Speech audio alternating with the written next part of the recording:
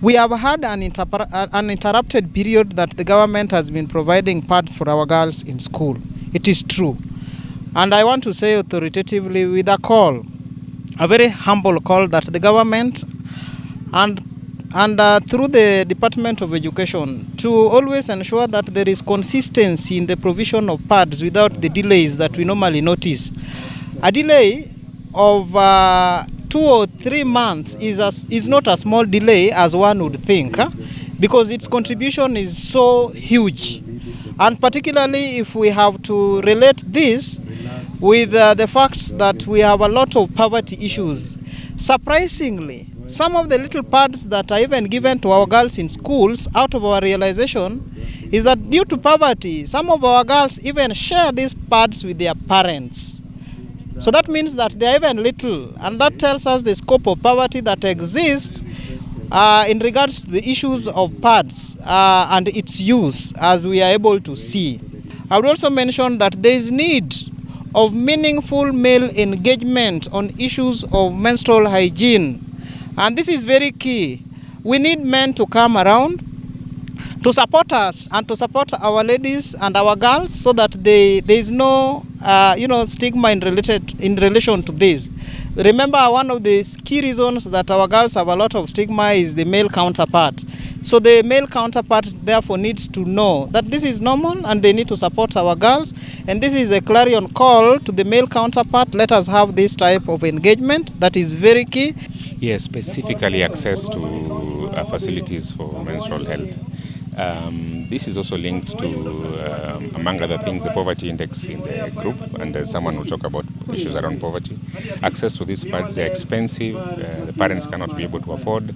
We're trying to talk to them about alternatives, which other ways they can use to do this, and also give them a voice to speak about it. It's still a stigma in the community, in the society, and it's a natural thing, it's a biological thing. We are trying to give encouragement to them so they can speak about it, so that they can reach help if need be.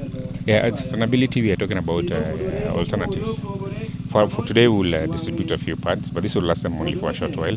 But we're also going to tell them about alternatives that they can use at home, that they can reuse. They're also reusable pads. We're going to educate them about some of this for sustainability purpose. And also more important, speaking of the need for those. We've also got access to numbers they can call if they need support in any of those areas. We are distributing pads today, but also discussing accessibility to reusable pads that you can just use, then wash and use another time. Some of them last for 2 years, which for me is one, saving of money for parents, and saving of money for the girl, and also not having a girl worry about staining her clothes, and also worry about going to school when she has periods. Because most times when a girl does not have pads and she's using something like a blanket or a tissue paper that is not hygienic, she'll be afraid to come to school because she may stain her dress, people will laugh. But another thing also, that would also make her susceptible to infections, which I think we need to really discuss with girls. But also hygiene during menses, because a lot of girls also really do not have the courage to discuss menstruation with their parents. So we are supporting that initiative by having girls be free to discuss menstruation, be free to discuss taboos associated with menstruation, because we have communities that do not render a woman unclean during menses. And so those are the myths and misconceptions that we are trying to move away from and trying to discuss with girls, and saying that periods are not a shameful thing, periods are not a dirty thing, periods are a normal thing, and any girl can go about life, even do sports. That is why we have sports today, even when they're having their menses. It is not a disease that should make you lie in bed and say that you're sick.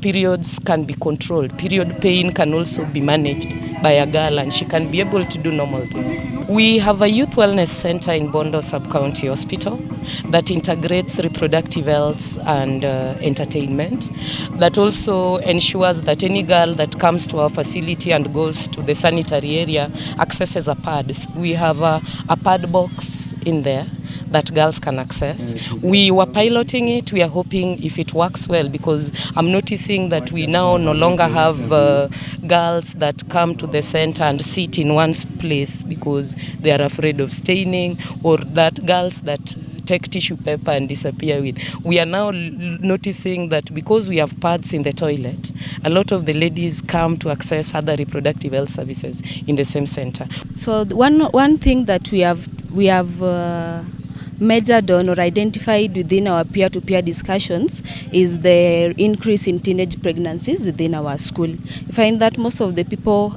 have just transited from the secondary education and they have come immediately to the institution, and within the institution there is a lot of freedom. So one of the key things we have identified is poverty. So poverty kicks in to the point that you find that the ladies within our institution are having transactional sex. They go in, have transactional sex in exchange for the what? For the pads. So it's something that has really been a major problem. Another thing that is also, we have also identified is the lack of self-esteem within majority of the students. You find that people find it hard to express themselves. They don't know how to communicate what they feel and at what time. Yeah.